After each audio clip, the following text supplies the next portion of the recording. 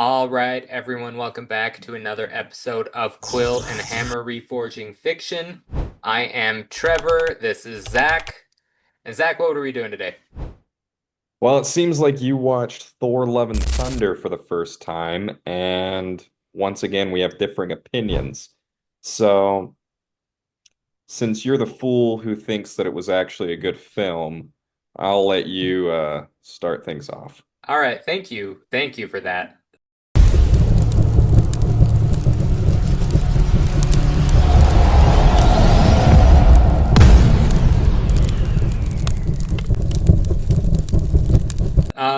Here's the thing.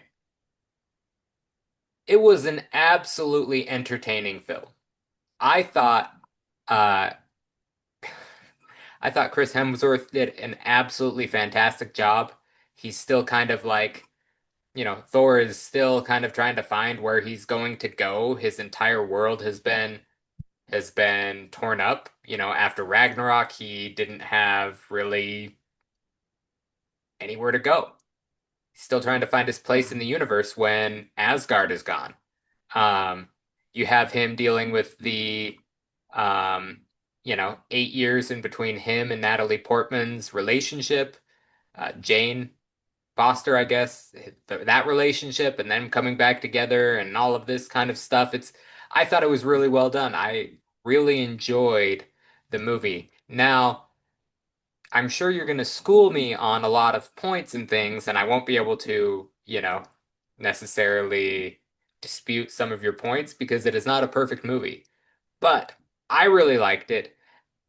And I guess it's for you and for the audience to decide if that's just because I went in with low expectations or if I really have some good points. So having said that, having talked about how I liked the movie, Zach, why is it not a good movie? Why am I a fool or what would you change?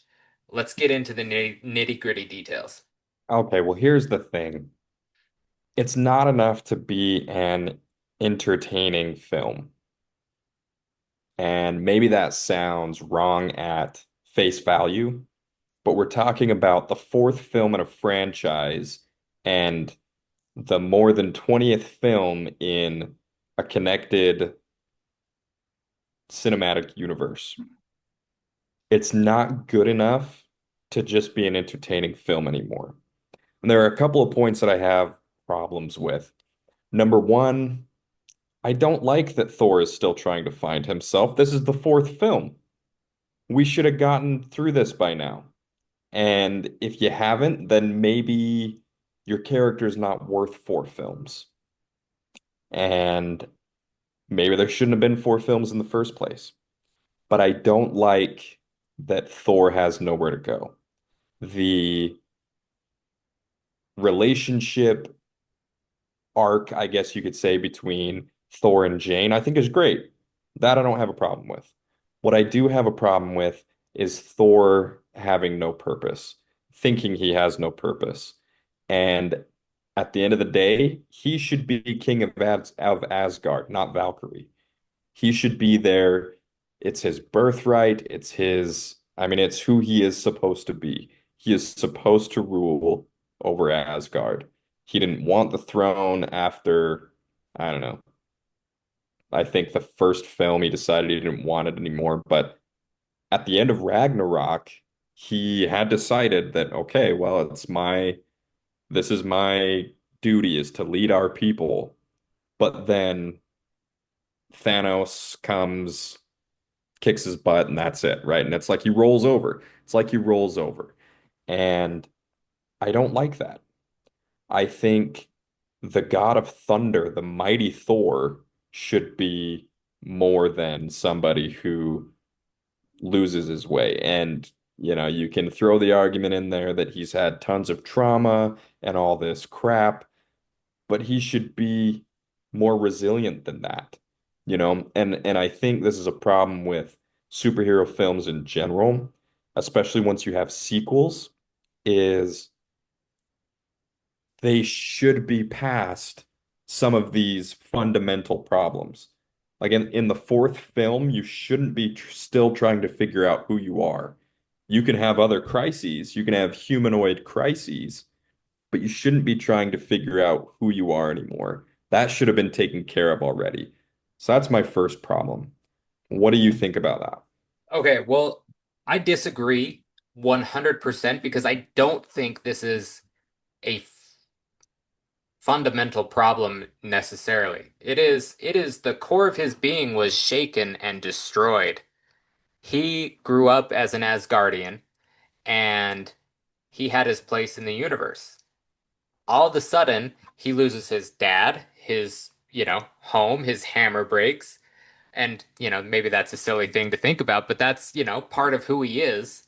Um, he views himself as this mighty god, and then he gets his butt whooped by Thanos. He has, all of this stuff that has just shaken who he is. It really has. And whether that's fair or not, up until this point, he has never had that kind of resistance to where he has just been shaken off as a human, not as a human, as a god, like just so inconsequential.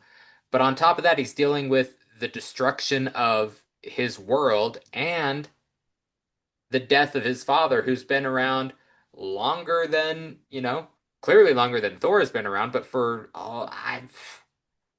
how long, And so he's dealing with all of this. And put yourself in any person's shoes who have lost all of that.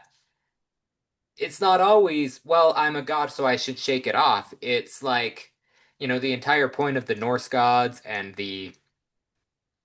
maybe not the entire point, but Norse gods, the Greek gods, all of these different beings, they embody different aspects of their culture, their whatever. They're not perfect beings. They are a lot of times selfish or insecure or have different problems. And this is something huge that he has not had to deal with in his entire existence. And how do you reconcile that? Just because you're a god, you're not a perfect being in this instance. Let's not get into religion. But clearly, Thor is not perfect. And so he's had all of this stuff come together at once. And now he's trying to rebuild his life.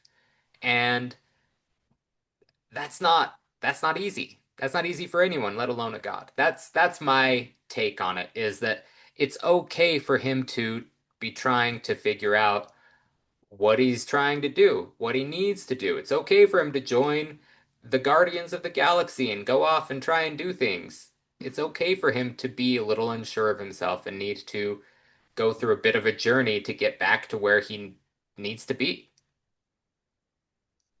Well, my counter for that is that he's been alive for 2,000 years. Yeah, he lost his dad, he lost his brother, Asgard was destroyed. But the point of Ragnarok was finding out that the power was within him, right? He was so distraught when Mjolnir was broken, but he finds out that the power is within him, right? That Ragnarok isn't a bad thing, and that Asgard isn't a place, it's a people, right? These are aspects of Ragnarok, and at the end of Ragnarok, he chooses to still continue being the king, right? And what I don't like, and I'll grant you some leeway on having crises and trying to move past it, okay? I'll give you some leeway. But he makes the wrong decision. Objectively, he makes the wrong decision. He had responsibilities as the son of Odin and king of Asgard through Ragnarok or through Endgame to actually lead the people. He let them down after Infinity War because he gets his butt handed to him by Thanos and he feels sorry for himself. And then he lets him down, right? And number one, I don't think I like that character arc anyway. This is the first time he's ever lost, and he immediately pouts. And yeah, again, I'll grant you that in a lot of these mythologies, that's kind of how they are. They can't conceive being beaten, and once they are, it's like it shatters their world. Okay, I'll grant you that.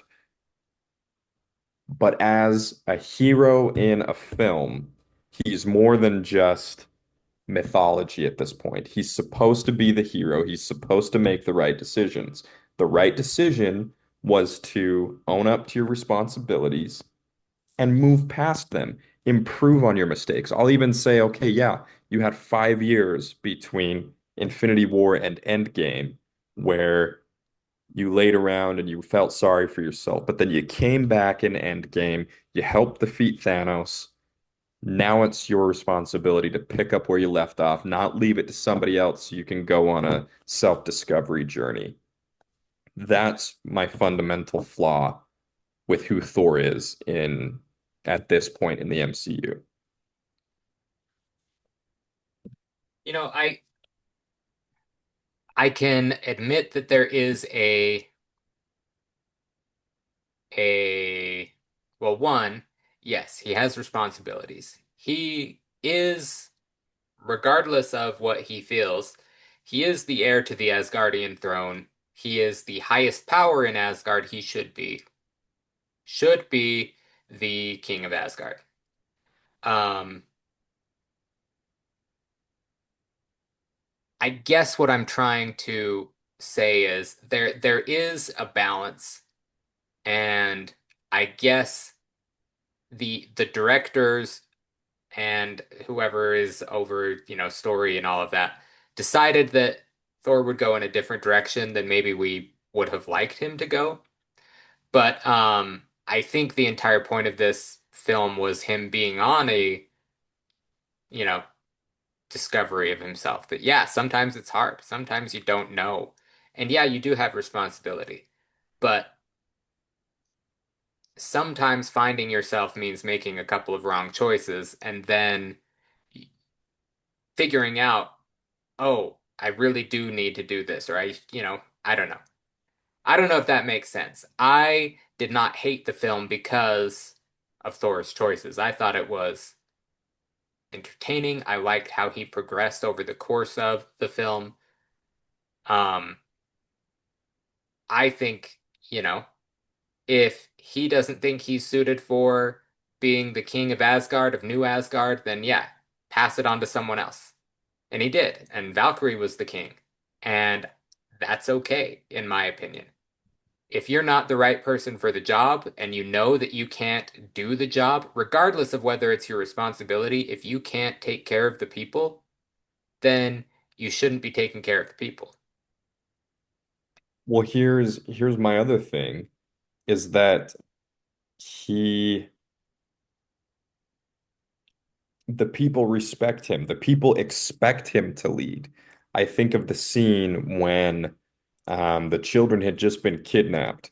It's right after the Battle of New Asgard and in the middle of the night, and all the townsfolk are making a racket inside the city hall, and Valkyrie's trying to calm them down. And with 2 words, Thor says, "People of Asgard," and everyone quiets down and they listen to him. And then he fumbles it like an idiot. And I guess that's part of my another part of my problem is the writing shows Thor as if he's an idiot, and he's not. Is he the most intelligent? No. He gets fooled by Loki, but again, subverting expectations in Ragnarok, things change. Loki doesn't get him again. He outsmarts Loki. He shows that he's adaptable. He shows that he's more than just the gullible brute. But then again, he goes back to just being a nothing character, essentially. Like I don't see any progression. He progresses emotionally with Jane, being able to let Jane go, but he doesn't do anything else for his character. And where does he even end up? You know what I mean? So fundamentally, I have a problem with Thor's progression, but we can, unless you have anything else to add to that, we can let that point rest. I don't really have anything to add other than to validate your point, it does seem like he is running away from all responsibility, um, which,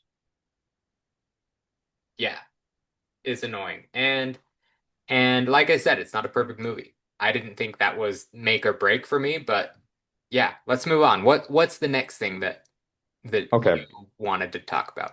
My next big problem is the 25-minute sequence of them going to the city of the gods. It did absolutely nothing for the film. It did absolutely nothing for the film. You spend 25 minutes hyping up, the Council of the Gods, and they're here to help, and we're gonna bring a god army to come and defeat Gore. But then what happens? It's a joke. It's a joke. And tied into that is another issue that I have with the film, and it's the overall tone. They moved away from the serious nature of the films in Ragnarok, gave it a more Guardians of the Galaxy-esque type of tone. And it worked for Ragnarok. They were able to slip in the humor, they were able to slip in the sort of rock band type of tone to it, the way that Guardians of the Galaxy does. But in this film, they leaned way too heavily on that, and it didn't work a second time in a row. They should have gone back to the more serious nature for two reasons. Number one, because if you're having all this frivolity in the movie, it doesn't bring enough tension to the fact that Gore has kidnapped the children of New Asgard. Children are in danger here. They have been abducted. Not just one, not just two, an entire city's worth of children have been abducted and are being held by essentially a serial killer and being used as collateral. But you never feel the weight of that. You never feel the weight of these children are in danger because for 25 minutes you have to hear Zeus talking about where the next orgy is going to be. I hated that entire sequence. It was an excuse to see Chris Hemsworth naked, to see Zeus surrounded by a harem of whatever, and to make light of everything. Try to add humor into it where none was needed or wanted. And what happens? They take the bolt anyway. Zeus dies, I guess, and nothing happens from it. The gods don't come after them. It essentially was 25 minutes of nothing. No consequence other than now they have this weapon. That's all that happens. And why do they need the weapon in the first place? I don't know. Is it any more powerful than Mjolnir or Stormbreaker? Not from what I can see at the end of the film. Essentially, it's just 25 minutes for humor and about nothing else. And the entire tone of the movie just diminishes the fact that there are children's lives on the line here. You don't get that feeling whatsoever throughout the film. There's no urgency, there's no there's no worry about the children. I mean, nothing bad even happens to them. They're just sitting there, right? And it's like, well, why do we need to hustle and go get them if they're totally fine? Are they scared? Sure. Gore's a creepy guy, but nothing happens. Nothing happens during that 25 minutes that changes the plot whatsoever. They could have cut it out completely, and I mean, they could have gone anywhere to get a new weapon. It could have been a spear. In fact, they don't even use the bolt as far as I can remember all that much to really defeat Gore. They don't even win in the end. Gore wins in the end anyway. So that entire sequence means nothing. You can cut it out entirely and the plot doesn't change. That's my next big problem. Or I guess I kind of threw two at you. So the tone, I think they went way over the top with the humor and the lightheartedness. It was too silly. And two is the entire City of the Gods sequence. There was no point in the end to it. So now that I've just vomited that on you, see what you can make of it. All right, so let's jump. I want to address the tone later. I want to Okay. start with the City of the Gods sequence, and and to be honest, I don't have an answer for that. I don't know why they needed Zeus's Thunderbolt, why that was more powerful than Mjolnir or Stormbreaker. I have no answer, and I don't know if it was ever explained why the Thunderbolt was needed. I don't know why. But I don't think it was a wasted 25 minutes, and I will tell you why. Because they needed something to go and do to try and combat this supposedly indestructible god killer. Um, you have one god, you have Natalie Portman's, you have Jane, and then you've got Valkyrie. Three people who are going up against someone who has a weapon that can kill gods. And so clearly they're like, yeah, we need more help. And so the idea of them admitting they have limitations and wanting to go and get more help doesn't bother me. The idea that no one is, none of them are going to help me, that was annoying. But like, to be honest, this is a Thor movie, not a gods of the universe come together to beat Christian Bale movie. Um, so I'm fine with it. I am fine with them going and doing something and trying to get the Thunderbolt, even though I don't know why the Thunderbolt was needed. The only thing I can see that the Thunderbolt actually did was Thor threw it through Zeus, which in my mind shouldn't be possible anyway, if we're being honest. Zeus should have all power over that weapon if it's his. You would Um, think. you would think. Um, and so Thor taking control of it, I don't know. But he does use that weapon to channel his power into the kids, empowering them to fight the, shadow monsters. So that's something. Let me, if I can, may I Please. interrupt you? Okay. Yep. I have two things. Number one, I'll say, okay, I'm okay with the idea of them going to look for help.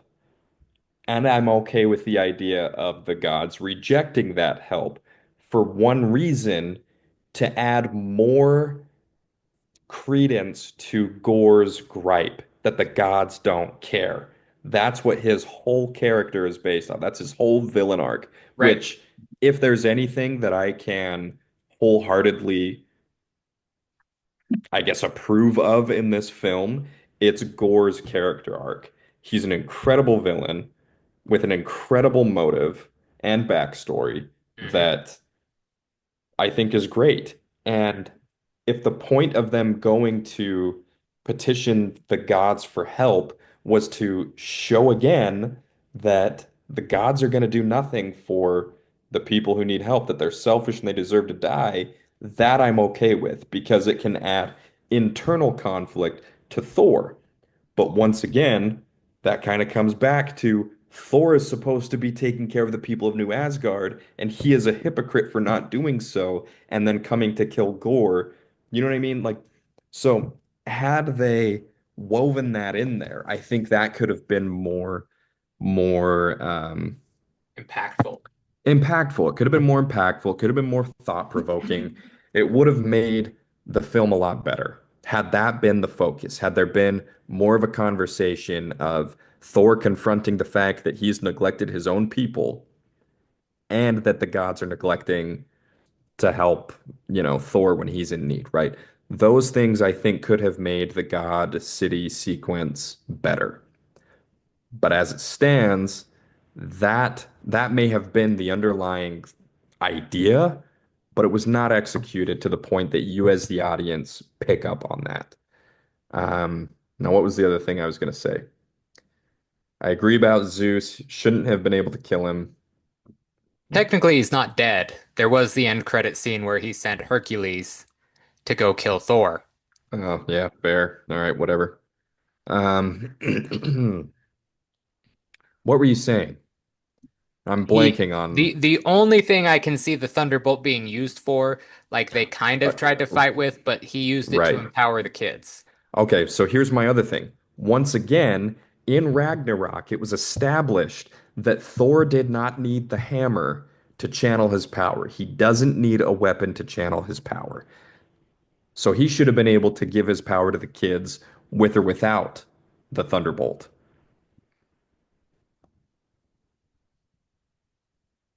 I don't have an answer for that one. You don't I have an don't. answer because it's a rock solid point. That boat will float for eternity. He should not need the Thunderbolt to give his power to the kids. Right. Now I'll let you finish about thoughts about the City of the Gods sequence and about the tone because those are my points, but I want to come back to him giving the power to the kids Okay. We once we're will done with get that we point. will get to that. The tone, this was actually the main thing that I thought was not perfect. Not perfect. I mean, the film is not perfect, but this was my main gripe with the film. I love the story arc. And granted, you and I disagree on Thor's responsibility, whatever, and that's fine. But for me, the only thing I disliked was this tone. It was too lighthearted and it did not give the proper weight to what was going on. I agree with that 100%. But do I think you should have gone back to Dark World or regular Thor? That kind of. I don't. I liked the tone with Ragnarok.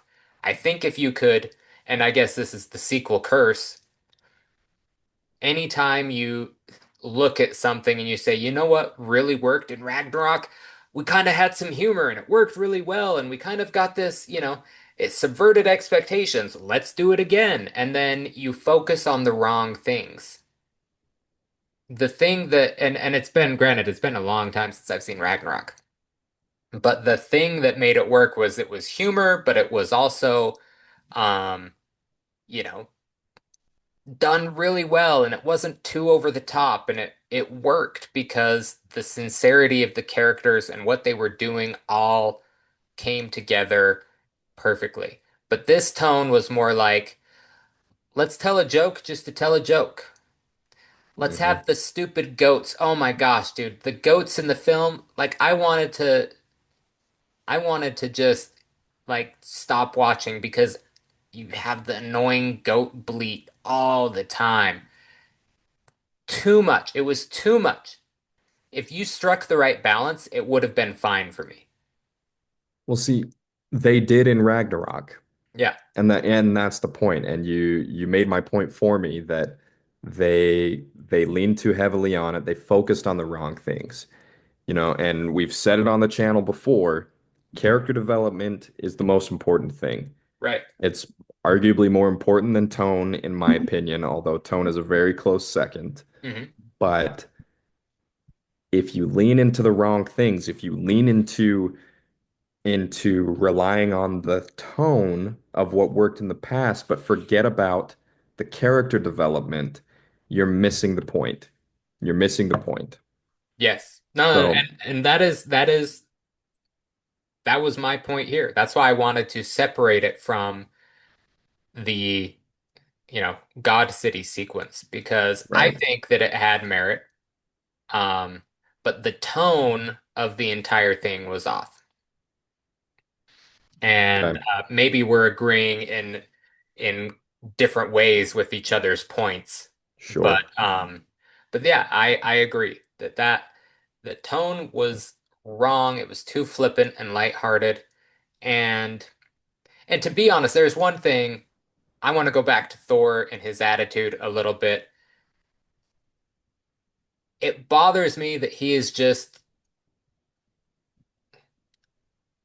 gosh, that the opening scene. They're with the Guardians of the Galaxy. He's just kind of dicking around.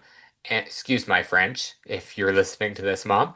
Um, but he's just screwing around, and then he goes in and he destroys the glass temple and like acts like he doesn't care, and he's just doesn't care about the destruction or whatever. That bothers me. I will say that bothers me way too much. as it goes all the way back to, the first Thor, another, Mhm. and it's like I thought we got past that a little bit. That's my whole point. I don't feel like you're doing a very good job in this debate, Trev.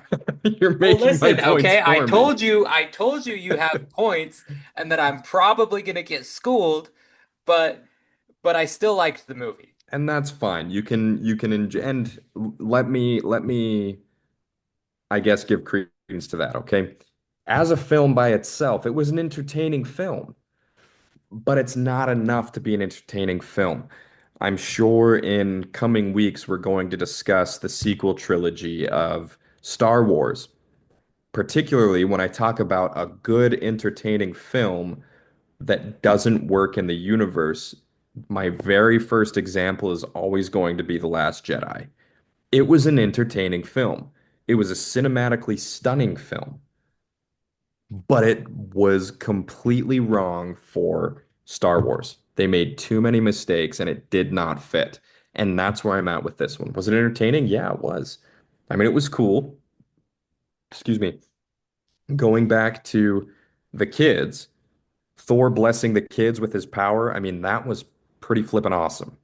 You know what I mean? Like it was a cool spectacle to see all of the mini Thors going crazy, right? Right. It was trying to think of the others, but I mean, it was it was an exciting film, but it's not enough to be entertaining at this stage. And that's, we can talk about the MCU as a whole at a different point, but that's kind of where we're at with the MCU as a whole. The expectations have been set too high, and now there's nowhere to go. There's nowhere to go. Nothing is ever going to be Endgame. Nothing is ever going to be Captain America's Civil War. You're never going to get back to that point. And so it's not enough to just be entertaining. You have to hit the points that make it a believable progression from where Thor was. And talking a little bit about um, the MCU, I think in the long run, having the MCU continue past Thanos was never going to be viable. And the reason for that is that there's too much lore that negates the weight of each individual hero's struggles. You look at Spider-Man, right? Spider-Man traditionally is, the friendly neighborhood hero, right? You start out with small stuff and yeah, there gets to be some more important things, but it's never more than the fate of New York, right? And the same thing, with Iron Man in the beginning. It's the fate of his company and the city. And then, it gets a little bigger, but then we're talking about the multiverse. And it's like, okay, but now you have a Spider-Man film and he's fighting, the lizard. And it's like it's not enough anymore. The spectacle isn't there. There's no real weight to it because you've already had half the universe gone. There's nowhere to go past Endgame. And I've talked myself out of my point here. I don't even remember where I was going with this. But the problem that I have is that Thor is no longer a powerful being anymore. He's just another hero. He's not any better than the super soldiers that were created on Earth, but he's supposed to be an actual god, right? Right. But he's no better. So you have and then you bring all these other gods into it and you have Thor fanboying about Zeus. And it's like, but no, he's supposed to be Thor. Right. He's supposed to be the pinnacle. Like, yeah, he can fanboy about Odin, but aside from Odin, he is the pinnacle. That's what he's supposed to be. But once you start bringing in, you know, well, there's Zeus and there's the Guardians of the Galaxy, and now there's Thanos, and it's like, well, he's no longer the pinnacle, and so he's nothing. You know what I mean? There's no more weight to Thor. Right. And that's another problem that I have. I don't know if you want to address that or if that ramble was too incoherent for you to even address a single point. So I can agree. Now my problem with the point of specifically about Endgame and the MCU afterwards is I don't mind that the MCU continues, but you need another Thanos, or you need another something that is going to happen, right? How many films happened between Iron Man when it came out and Endgame? I mean, you're pushing like 24 films. Right. So those 24 films all built into where we are now, where everyone is trying to get together to defeat Thanos, this galaxy-wide threat, this amazing villain, and it's awesome, and everything worked up to that. Okay, well, the entire point of comics, and maybe not comics, but like the entire premise of comics and life and everything is that there's always another issue. There's always something else going on. Um, in Men in Black, you know, Agent K says, or J, which one? I can't remember who. Uh, the older one, whose name the actor escapes me. Tommy Lee He, Jones. yes, he says there's always a death ray or an impending whatever or something, and the only reason that these people can go on with their lives is that they don't know about it. You know, there's always something. And I don't disagree with the idea that like they bumbled where they were going after Endgame. It's the same problem with Star Wars that you and I have talked about. They need a plan. They need somewhere to go after. There needs to be a logical threat or a logical step or another threat or something that comes along that improves, not improves, that requires people to go on their own journeys and then everything come together for them all to defeat it again. Whether that's introducing new people or, continuing with Thor and the other characters and the Guardians of the Galaxy and all of these things. It's okay to have them go and have their own movies, have their own little story arcs, their character progression again, but it needs to be aimed at something. And if you are just making movies to make movies, then you're failing. Because the standard that was set with the MCU all the way up to Endgame was that we're moving towards something, right? But they don't do that. Or I haven't seen evidence of that, and that's why I've lost interest in most of the MCU. It's the Right. same thing with this. It's like, okay, we love Thor. I thought he was a fantastic character in Thor and then in all of the sequels, everything. Like he's an awesome character. And then now here we are, and I guess it's like, well, where are we going? What is the next step for Thor, to be a god again, to be the pinnacle, or to help the universe or the multiverse or whatever? That's the problem here, is that no one has really sat down, in my opinion, and come up with a good enough storyline for all of these, spin-off shows. And you have Wanda and or WandaVision, and then you've got the Loki thing, and then you've got these movies coming out, and it's like it's a money grab, not telling a story, and you can kind of tell. And that's basically what it boils down to in my mind. They've revealed that Avengers Doomsday is, in the works, and they're bringing back all these big name actors who have been here in the past. And Robert Downey Jr. is evidently going to be playing Doctor Doom.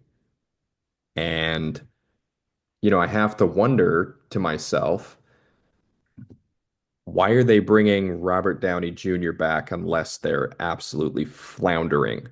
You know what I mean? Right.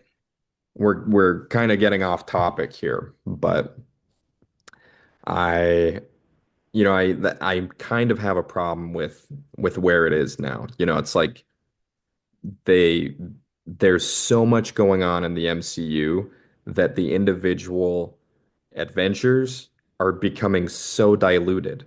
It's like Thor should be able to handle some of these things. Right. I don't know.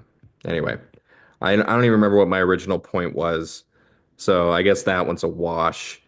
But Well, let's bring it back before we get sidetracked anymore.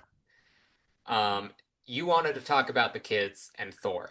I wanted to talk about the kids in Thor. This will be my last point, is I think the problems that I've brought up already are enough to make the point that I think this film needed some serious reforging. But my last thing is Thor being able to temporarily give his power to the kids. It was an awesome spectacle. But if he could do that, and I mean, he basically just decided that they were worthy and he gave them his power. Why didn't he do that to all the Asgardians at the beginning? Why didn't he do it and then this wouldn't be a problem. We wouldn't be in this situation. Just all right, yep, here's my power, everybody, just go for it. If and unless I'm mistaken, which I very well could be, I'm not a comic aficionado. So if somebody wants to correct me out there, please do. I would love to be edified. But as far as I can see, he could have done that at any time and just decided to wait until the last minute because it was convenient for the film. That I So, have a problem with. so I didn't take it to be that way, to be honest. And now I'm trying to think of a way to make it to go back to where I'm like, yeah, no, it was because the kids turned out to be worthy because they were being, you know, but it's the same thing. How come only Captain America and Thor and now, well, I guess Vision could and then Jane. How come those were the only four people that could ever lift Mjolnir? Well, it's supposed to be about worthiness, but Hmm. what constitutes being worthy? That all goes back to Odin's blessing on Mjolnir Hmm. from the very beginning, right? And if we're talking straight up lore, it should be the hammer that gives other people the power of Thor. Thor always had his power, Hmm. essentially. And, we see that in Ragnarok. The power was within him, not within the hammer. But the hammer gave other people the power of Thor, which is why Captain America was able to use lightning in Endgame. But what constitutes being worthy? That's the question. That is the And if question. if you can give it to any of the kids, then does it not matter anymore? Does the power of Thor not matter? Like So, it's the lore becomes too wishy-washy and it's like there's too many contradictions for it to make logical sense. And I know we're dealing with a fictional film here, so it's kind of silly for me to say right. it doesn't make logical sense for a fictional character to give his fictional power to other fictional characters, but it doesn't make logical sense, and I have a problem with that, okay? So the only two arguments I have that I can think of are that first, you ask, well, why didn't he just do that from the very beginning and give the new Asgardians the power? Because they're not worthy. But the kids being brave through their whatever and willing to fight these people then become worthy. Maybe it's as simple as that. Maybe at the end of the film, after being kidnapped and everything, and they're still willing to try and fight and get home and do what they can as new Asgardians, then become worthy, and Thor can use his power to give them the power of Thor. Maybe it's as simple as with Mjolnir bonded with Jane. How is he able to give his power away? And maybe he needed the Thunderbolt or another weapon to channel it through. Stormbreaker is, using the Bifrost to get to eternity. Jane has Mjolnir. Maybe he did need something else to channel the power that is inside him because he didn't have, I don't know. And I'm just grasping at straws here because we'll never really know. But, it was Odin's blessing on the hammer that allowed Mjolnir to give whoever was worthy the power of Thor. Thor has the power inside of him, yes. But does he have the power to give his power to other people without an intermediary? I don't know. Well, then it goes back to how did how did Odin have the power to strip Thor of his power? Was he the Allfather? And that goes back to the beginning. Thor's not just supposed to be the king, he's supposed to be the Allfather now. He inherits that role Hmm. and he just abandons it. So we're moved on from that point. We don't need to go back and rehash it. But what I'll say is at this specific point, if being brave and fighting was the only thing that required or was required for someone to be worthy, then all of the Asgardians could have accepted that power on that night. They were all fighting to save their homes, their families. So that can't feasibly be the standard of worthiness. And it's never really explained what the standard is, as far as I understand, throughout any of the films. It's just you have to be worthy.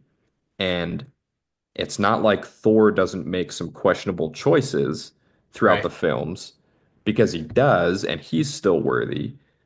So you have to wonder what constitutes the worthiness in this situation. How do you become worthy? And if it was that simple, then I don't think kids would be able to have it. Or maybe you can argue that because of their innocence, they were worthy. That's the only logical workaround that I can grant you. right, I don't think the being brave and deciding to fight is enough. Or if that's what they were going for, I think that was a mistake right, because that shouldn't be enough. right. And I don't have an answer. And we are about out of time. So I think we're going to move on and we're going to talk about the actual reforging part. Okay? So we've talked about the things that are wrong that Right. that you didn't like. Reforge it for me, Zach. This movie is going to take place and the plot is semi similar. Like I don't care how you spin it, but you've got Gore, the God Slayer, you've got the Necro Sword, um, and he's going to try and kill all the kids because that is fantastic. He has a legitimate gripe, a legitimate backstory. He was broken by the god that he was worshiping, and the god just mocked him. So he goes on this rampage, etc., etc., etc. But reforge it for me. What choices would you make? How would you fix the film? Okay. Number one, bare bones of the movie, and this is another thing that I'll grant you, the bare bones of the movie are solid enough. I don't think you need to change that much of the plot. The plot points are there, but it's the fleshing it out that needs to be reforged. Okay. Okay. You can keep everything the same up until when um, Korg starts to introduce Thor with his little, you know, let me tell you the story of the God of Thunder, aka Thor, aka blah blah blah. Take out all the AKAs. Quit being dumb. You're being dumb just to be dumb to be funny, and that's where the tone starts to fall. Hmm. Okay? Keep Gore's backstory. Don't change anything about his character. He was as good as it gets, especially his resolution where he, wishes for Love, who is his daughter, to come back, right? Yep. Everything about Gore was great. The very first thing that you need to fix is the tone. Fix the tone, and you can keep the rock music. Guns N' Roses is great. I think having the heavy rock was a good enough choice. You don't need to go back and have this, epic orchestral score created for Thor. It's fine. You can use Guns N' Roses. I think implementing that kind of music is enough of a tone changer to get it towards Guardians of the Galaxy. Hmm. But then you need to take out so much of the humor. You need to make things feel dire. When the kids get kidnapped, things need to be happening urgently. You know, Thor needs to bust into the city of the gods and demand that they help. And maybe the reason they don't help is because he demands, because he presumes to command them. Maybe that's their gripe. But you need to take away their frivolity because it just adds to the silliness, it adds to the frivolity. I mean, it's too much. But like I said, you can keep the bare bones. You can keep the kidnapping of the children. You can keep that Jane's dying of cancer and that Mjolnir is sustaining her, but also killing her at the same time. You can keep all that. All that I thought was actually pretty good. In fact, I don't think I have a single problem or gripe with Jane's arc at all, or her character in this film. I thought it was all great. And as far as the interaction and the relationship between Thor and Jane, again, I thought it was great. But what needs to change is the lightheartedness surrounding chasing after Gore. There's no urgency. There's no reason for, I mean, again, there's no reason in my mind for why they went to the city of the gods. Yeah, they needed an army, but did they? Because they ended up going without him, you know? I needed there to be more urgency. There needed to be more, fighting among the gods. You know, if there was if you were going to have a conflict there, actually have a conflict. These are supposed to be powerful beings, you know? Have them fight, make a giant spectacle out of it. Hmm. Make Thor lose if you want. I don't care, but have some actual tension, you know? Don't subvert the expectations in coming to what you think is going to be your salvation and making him a clown. And that's essentially what they did with Zeus. He was supposed to be the get them out of jail free card, and then they make him a joke. He's a clown. And it doesn't satisfy any kind of desire when you're watching the film. It's just annoying. It just becomes annoying and cheap. Hmm. So as far as fixing the God City scene, I would have Thor bust in, start demanding things, and have the gods challenge that. Say, you don't come in here and demand what I do. I'm not going to, I rule over my subjects the way I see fit. If I see fit to withhold, guidance from them or health or whatever from them, then so be it. It's Hmm. my decision. And have Thor challenge that, challenge the ideas that um that Gore is saying exist, you know, or point out that this is what Gore's gripe is in the first place, and this is what needs to change, and it's your duty to change it. Have him be a standard of what is right instead of just, well, I guess I need to go and get the kids back. It's like take your time though, determining what we're gonna do. It's like there needs to be urgency.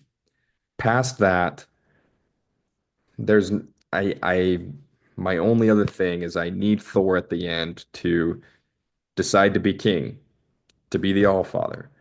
If he wasn't going to do it, if you absolutely say he needs time to figure out who he is, then fine.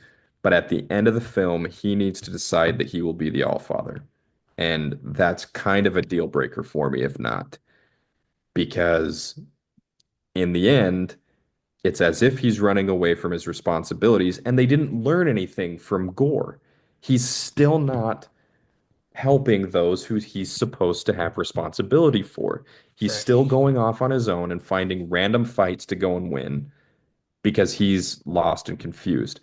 So there was no real character progression in my mind. So to recap, fix the tone. You can keep the Guns N' Roses music, but other than that, get rid of the nonstop comedy.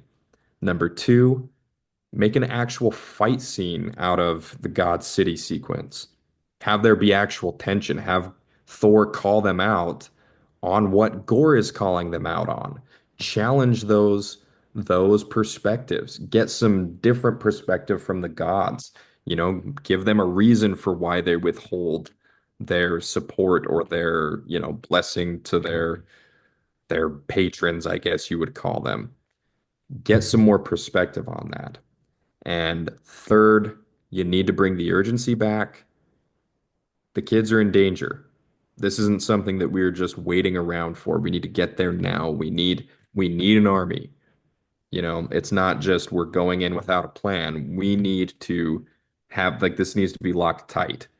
And then fourth, Thor needs to face his responsibilities and actually learn a lesson from Gore other than, we're all looking for love. Yeah, okay, Hmm. that's fine. You can learn that too. I don't have a problem with that. But you also need to learn that you were supposed to be fulfilling your responsibilities, which you were not doing. You were being selfish by going and trying to find yourself when you were needed elsewhere and you didn't go. That's how you fix Thor Love and Thunder. That's how you reforge it. All right. I don't know if I have anything to add. Um, I was gonna say my only thought is, and this is dumb. I almost would have rather Thor not call back um Stormbreaker to save Jane. Do you remember that? Hmm. So Jane throws Stormbreaker away because she realized that's how you get to eternity. I would have wished and that Jane sacrificed herself there. She knows she's gonna die, she's going to be that way. That happens, and then I don't know. But then again, I like that she essentially sacrifices herself anyway. I don't know. I It's a half-baked thought. Um, and really it doesn't have it probably solve or causes more problems than it would solve in my mind. So negate that. But Well, um that's an interesting thought, though. it's an interesting thought. My only thought was like, okay, yeah, the ultimate sacrifice would be Thor realizing, hey, I have to do what I can for Asgard, not just my selfish desires.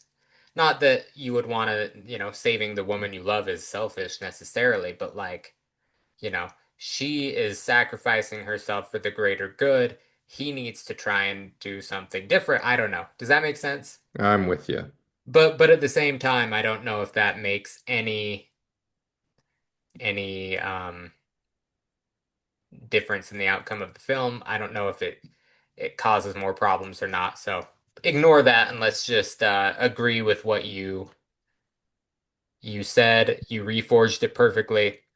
But on that note, what do all of you think? Anyone who's been listening, what would you do to fix this film, to reforge it, to make it better, to fix Thor's arc, or do you disagree with us entirely? Should we count it as a masterpiece among the Avengers, Marvel Universe, and leave it as is? Drop a comment below and let us know what you think. Zach, any final thoughts? I think I'm good, brother. I've All right. ranted about Thor for long enough. I Okay. think we're good to close out. All right, well we're done then. I'm Trevor, this is Zach. We're Quill and Hammer Reforging Fiction, and we'll be back next week with another episode. Catch you next time.